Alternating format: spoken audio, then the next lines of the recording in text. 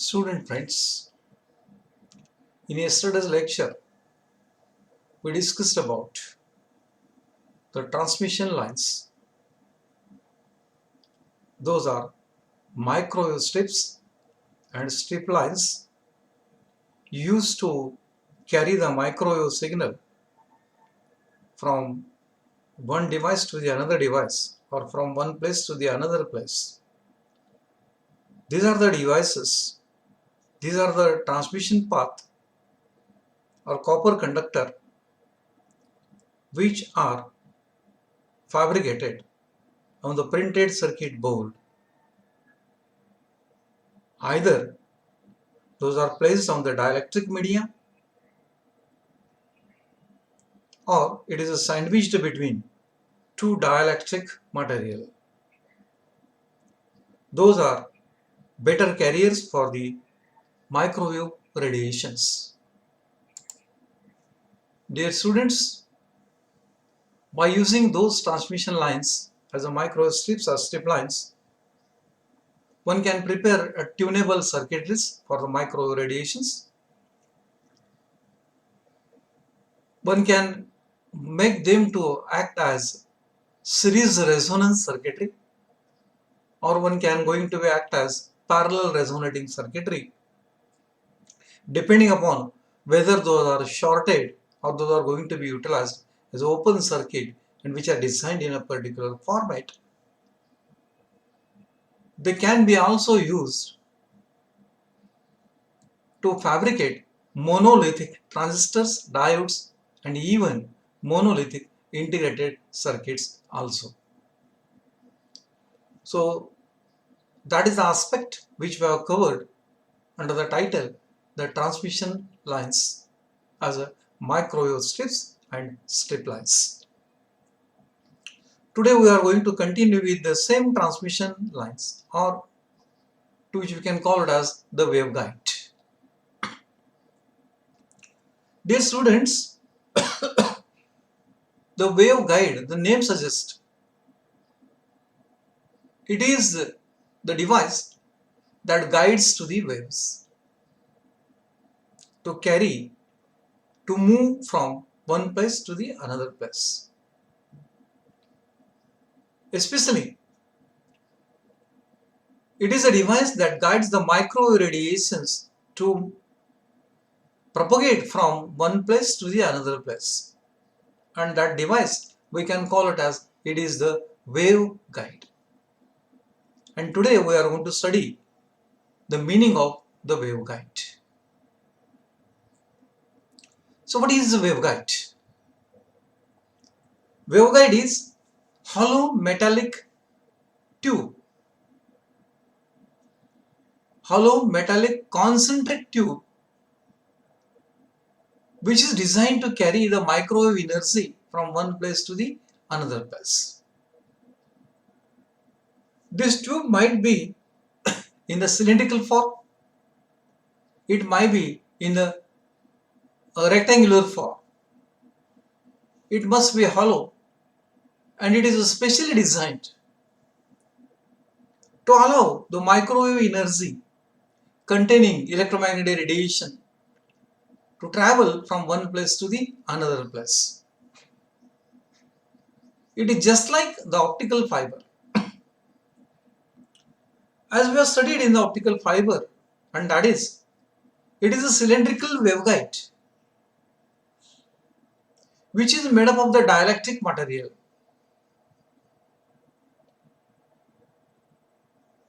That confine the light radiation to travel along the axis of optical fiber or parallel to the axis of fiber by guiding it.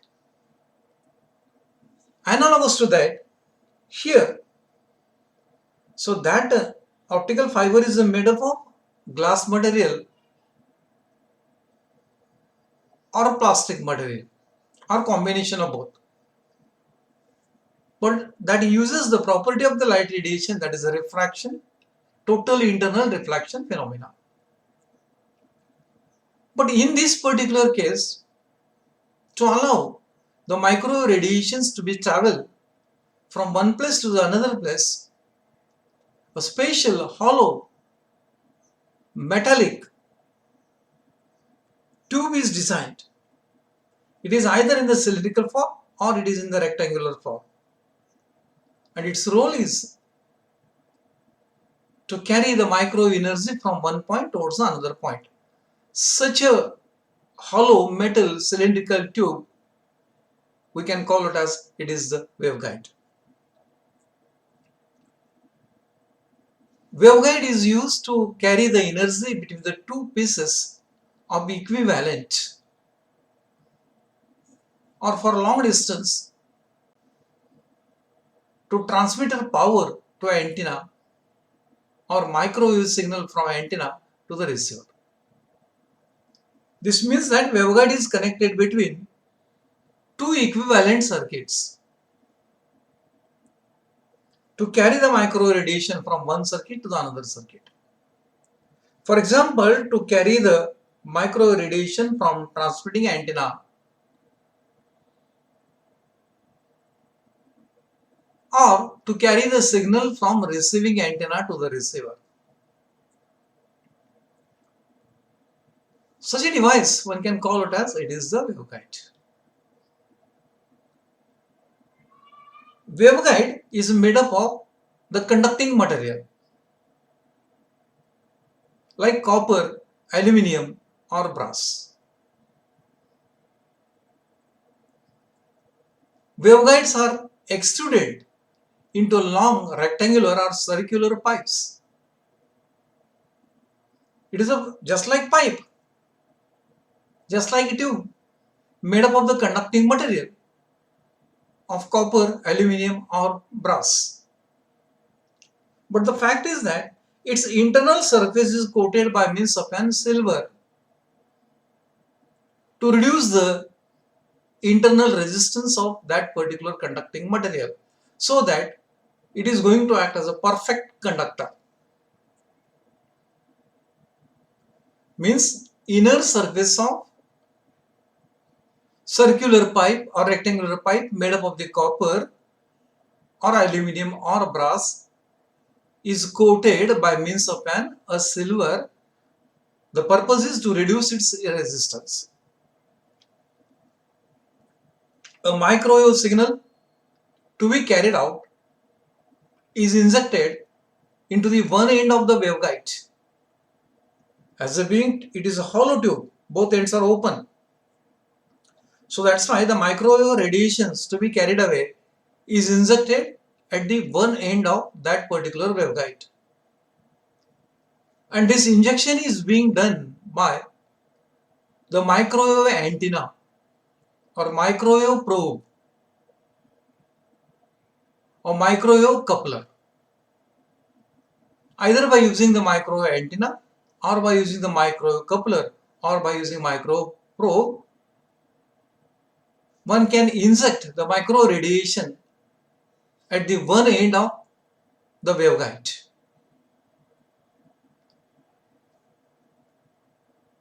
The injection is done with an antenna that creates the electromagnetic waves. The electric and magnetic field bounces up inside wall back and forth as it progresses. So this is very interesting phenomena that takes place within the waveguide. When micro radiations containing electric and magnetic fields are injected with the micro transmitting antenna at the one end, these radiations will start bouncing back and forth within that particular waveguide, and it progresses from one point towards another point. This phenomena is same as that of you are playing with the rubber ball.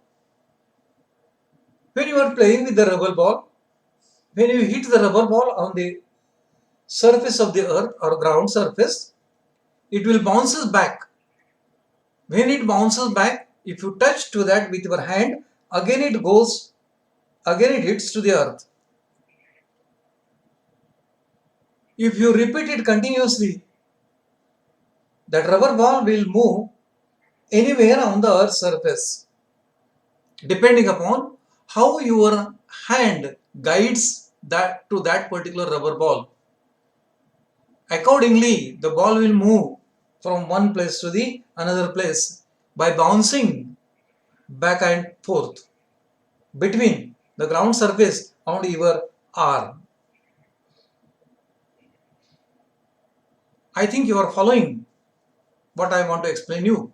How the microwave containing the electromagnetic radiation progresses within the waveguide by bouncing back and forth. Bouncing means playing with a rubber ball with our arm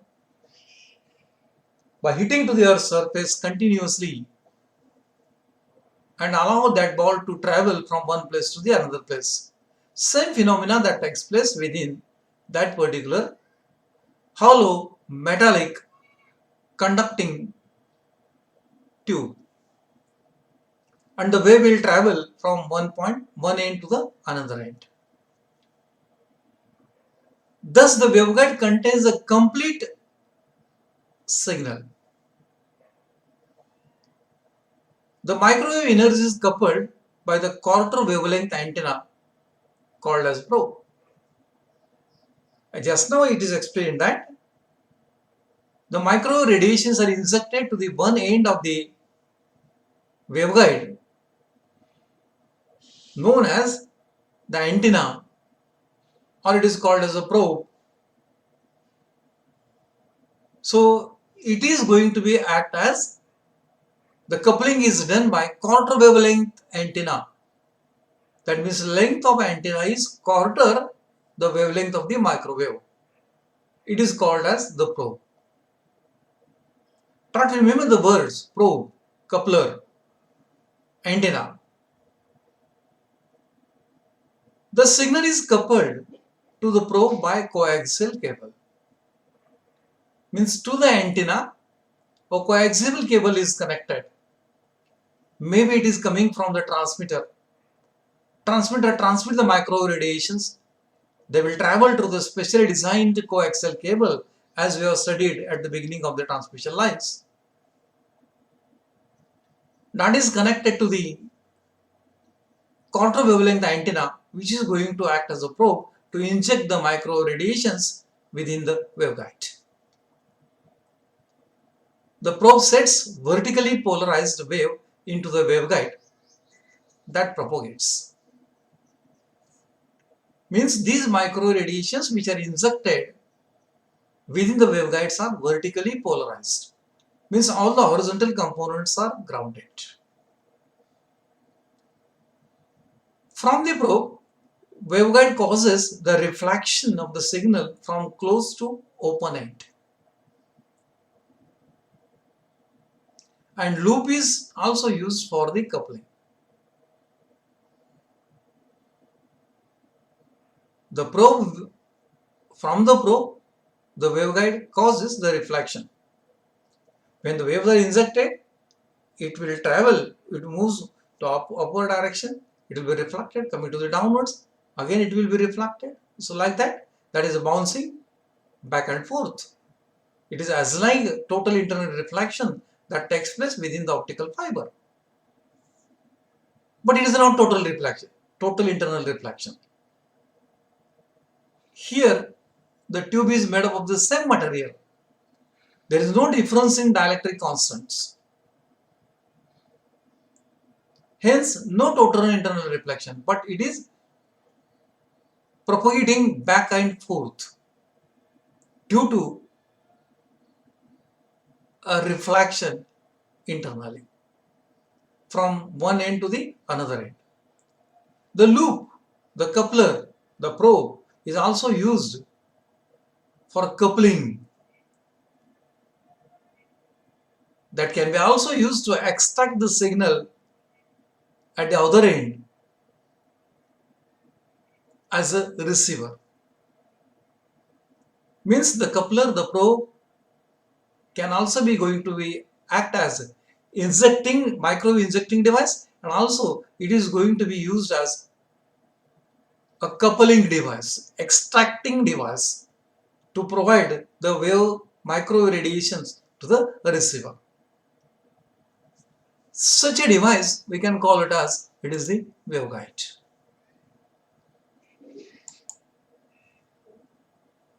If suppose the waveguide is in the rectangular size that decides the operating frequency, width of waveguide is designated as A. If A is the width of waveguide, by considering that waveguide is in the rectangular form. If it is in the circular form or cylindrical form, its radius plays this particular role. Now for the rectangular size of the waveguide, let me suppose A is the width of waveguide, H is the height of that particular waveguide. The frequency is determined by A, that is width. The lowest frequency at which the dimensions are half the wavelength is called as the cutoff frequency. What are the dimensions? H is the height and A is the width are the dimensions of the rectangular waveguide. And the lowest frequency at which these dimensions are half the wavelength of the microwave, then that particular frequency we can call it as it is the cutoff frequency.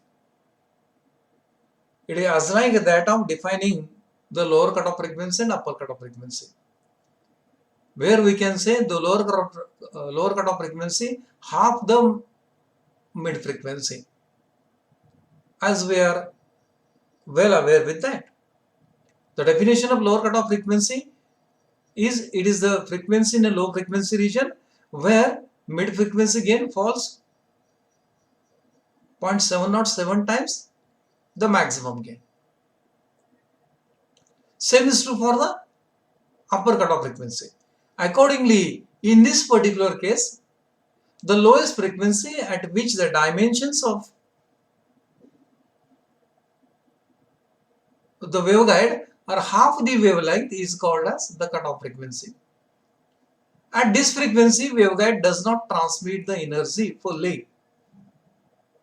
Means up to cutoff frequency, no transmission of micro radiation that takes place.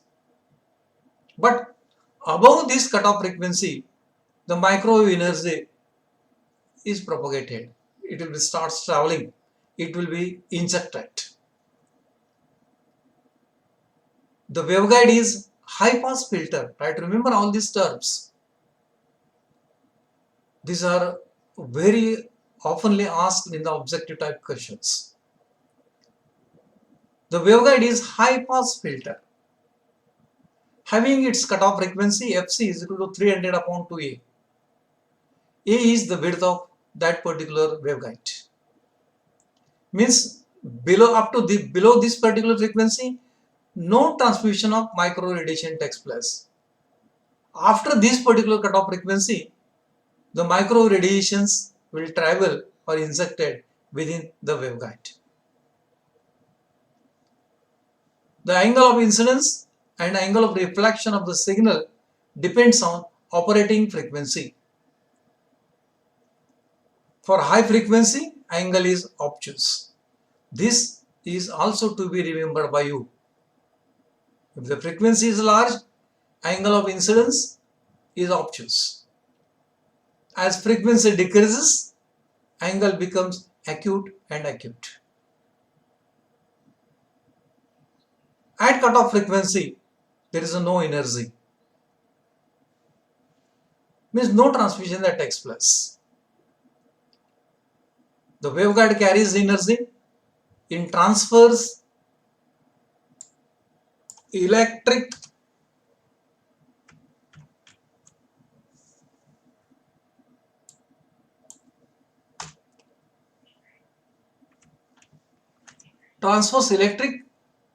and transfers magnetic mode. Means electromagnetic radiations which are traveling through the waveguide are transfers in nature. Such waveguides are represented here. So this is the waveguide that is represented in the cylindrical form. It is a metal tube made up of the conducting material, either copper, brass or bronze. Inner surface is coated by silver. To the one end, micro transmitting antenna is connected that injects the micro radiations. They undergo bouncing back and forth and propagate from this end to that particular end. If it is in the rectangular form, it will be something like this. It has a height h, breadth, width e. That decides the cutoff frequency. Fc is equal to 300 upon 2a. Injected radiations are at this particular end and they will travel from this end towards the another end. So such devices that are used to guide the micro radiations to propagate from one end towards another end are called as the wave guides.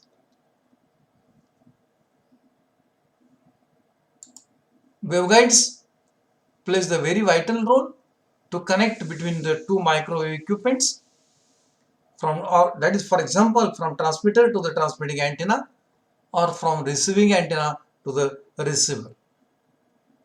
Dear students, this is how the waveguides can also be used as transmission lines to allow to make propagation of the micro radiations from one end towards the another end. That's all about the waveguides that carry the micro radiations. Next time we will go for the next aspect of the microwave radiations.